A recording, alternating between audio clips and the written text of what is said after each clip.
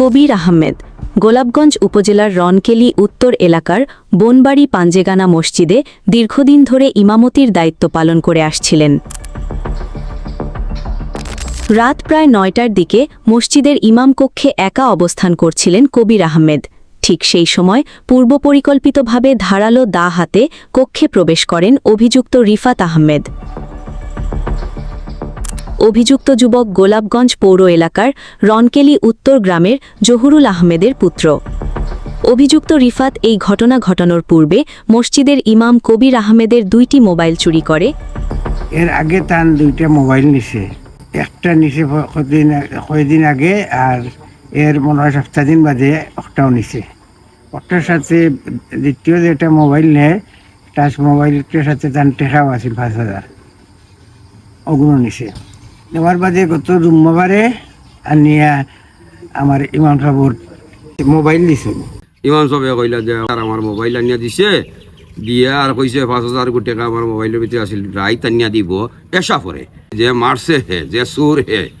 তো যাই হোক, ও ৫,০০০ টাকা কইছে যে আপনার খেবরের শুনাই না জানো, আমি ওগুলা দিলাম। আর আমি ৫,০০০ টাকার আমার বাবারে লইয়া আইয়া আপনার ৫,০০০ টাকা দিয়ে আর কইয়া মেসাওয়ার ফাও হাত ধরছে। আর ও ৫,০০০ টাকা রয়েছে বাকি, ওগুনে দিত রাইত। ও রাইত দেওয়ার দিত কইয়া তার বাপ হার কইয়া মেসাবরে বুয়াইছে, আর মেসাব বাদ খাইয়া মনে হয় খালি একটু গহরি মারছইন, সিদ্ধ হইছইন, যে বাদ খাইয়া মশল্লাও খান তৈতার উন্দ হয়েছেন। আর সময় খালো গদা মারছে মাথাত, আর মাথাত ৪-৫টা গদা মারছে, চকুর গেছে গদা মারছে। মারিয়া মেসাব আপনার তার শক্তির জুড়ে মসজিদ থেকে বাড়িয়া শিখ দিছইন। তখন রক্তাক্ত অবস্থায় প্রাণ বাঁচাতে চিৎকার শুরু করলে স্থানীয় লোকজন ছুটে আসলে তাদের উপস্থিতি টের পেয়ে অভিযুক্ত রিফাত পালিয়ে যায়। ইমামের উপরে যে অতর্কিত হামলা হয়েছে, হামলার আমরা তীব্র নিন্দা, আমরা প্রতিবাদ জানাই। আমরা দেশবাসীর কাছে, সুশীল সমাজের কাছে এবং প্রশাসনের কাছে আমরা এটা ন্যায় এবং সুষ্ঠু বিচারের দাবি করছি। আইসকু মারছে ইমামরে, খালকু আমার মারতো না, কোনো গ্যারান্টি নাই। এর লাগে আমি চাই যে আইনের আওতায় আনা হোক, আইনে যে বিচার করবো ও বিচারের উপরে আমরা সন্তুষ্ট থাকবো।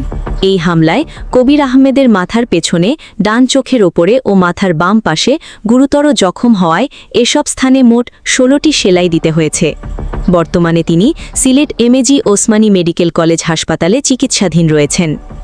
এদিকে কবির আহমেদের লিখিত অভিযোগের বিষয়টি নিশ্চিত করে গোলাপগঞ্জ মডেল থানার অফিসার ইনচার্জ বলেন, ওনার অভিযোগের ভিত্তিতে আমরা ওই যে যাচাই বাছাই করে মামলাটা রেকর্ড করছি।